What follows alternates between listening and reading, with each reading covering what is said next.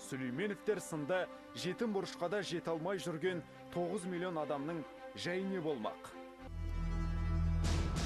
Ең басты мәселе қауымды несиемен болсын несібелету. Мәселен, бас қала Астанада жылына 1 миллион шаршы метр тұрғын үй салынады. Әрбір азаматтың басына 18 шаршы метрден де есептегенде, бір жылда 55.555 адамды баспанамен қамтамасыз етуге болады. Демек, халқының саны 800 мыңға жуықтаған шаһар бас қатырған мәселеден бір мүшелде айығат деген сөз. Бірақ не кедергі? Алғашқы салымның пайыздық көрсеткішінің жоғары болуы. Мысалы, дүниежүзілік тәжірибе бойынша ол 10%-дан аспау керек. Одан кейін мемлекет мына әлеуметтік мәселе болғаннан кейін банктың жаңағы пайызын, оның комиссиялары, егерде бәрін қосып есептегенде бір 17-20%-ға дейін кетіп қалады. Осының жаңағы пайыздарында мемлекет тарапынан субсидия жасаса құба-құп болады ғой деп.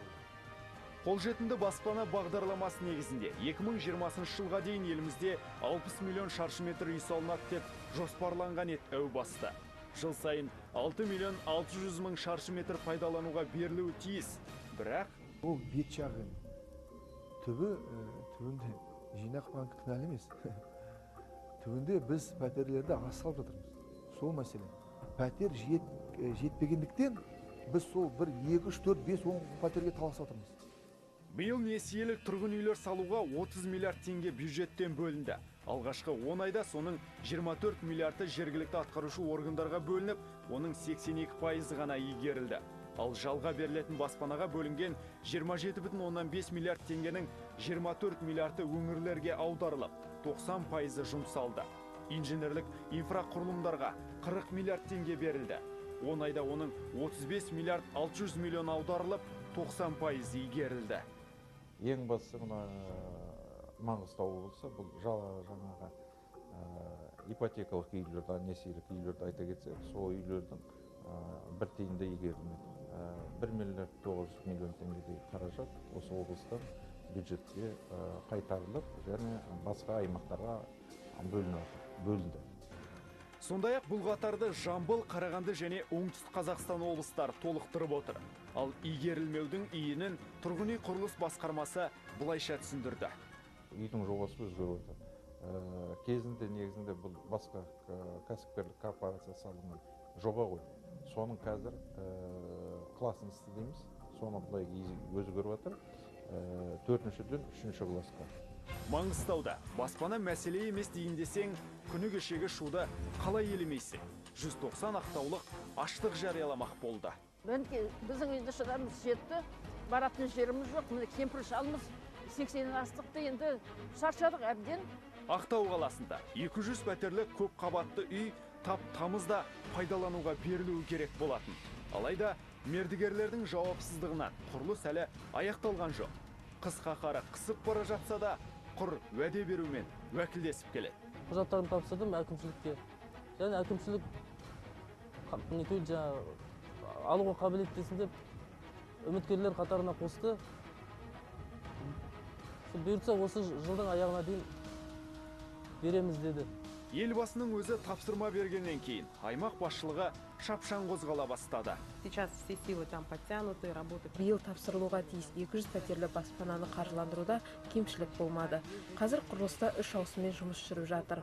Құрылыс басқармасы басшысының өзі нысанды ұдайы бақылауда ұстап отыр.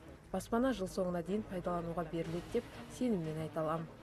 Басшылық сөзінде тұрады деп сенді халық, бірақ асығыс істің ертең іргесі іритіні және бар.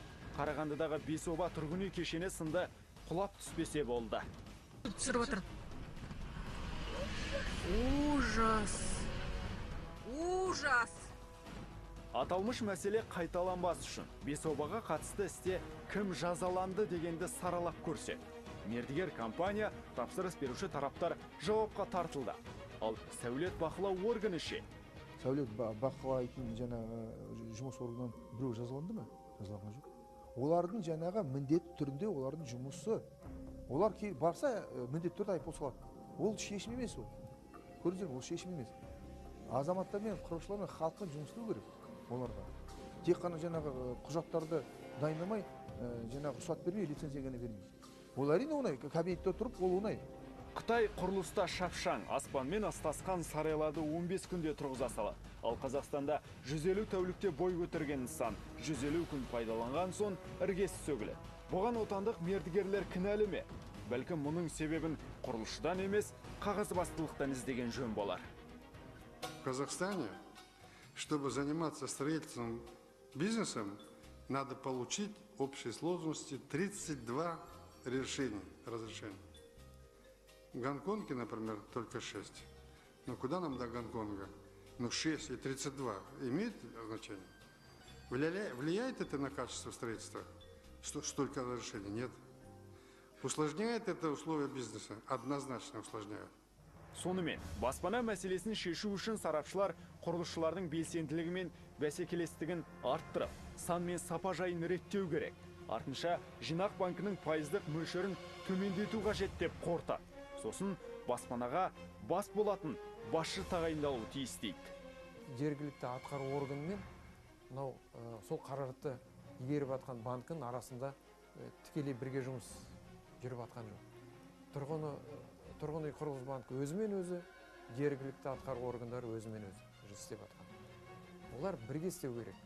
Үш жақты несиелерді жаңағыдегі несие беруші, несие алушы және құрылыс компаниясы осы үш жақты несиені мемлекеттік деңгейде реттеу заңдық тетіктері қарастыру керек қой деп ойлаймын. Басқа міндеттен, басқа жұмыстан босатылған тек қана осы бағдарламамен айналысатын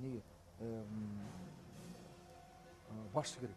Күні кеше Бәйтерек холдингінің басшысы Қуандық Бишімбаев пен Алматы қаласының әкімі Ахметжан Есімов әріптестік жөніндегі келісімге қол қойды. Меморандум 3 бағыт бойынша жүзеге аспақ. Соның бірі тұрғын үй құрылыс жинақ банк төңірегінде. Алдағы уақытта банк есебінен салынатын үйлердің кем дегенде 50% әкімдікте кезекте тұрған азаматтарға берілмек. Сонымен қатар әкімдік пен холдинг қолжетімді баспана 2020 бағдарламасын бірлесіп, жеделдетіп іске асыруға уағдаласты. Бұл сыннан кейінгі істелген игі істердің бастамасы. Осылайша Жинақ банкі жүйеге келтіріліп, қолжетімді баспанада халыққа жетімді болады деп күтілуде.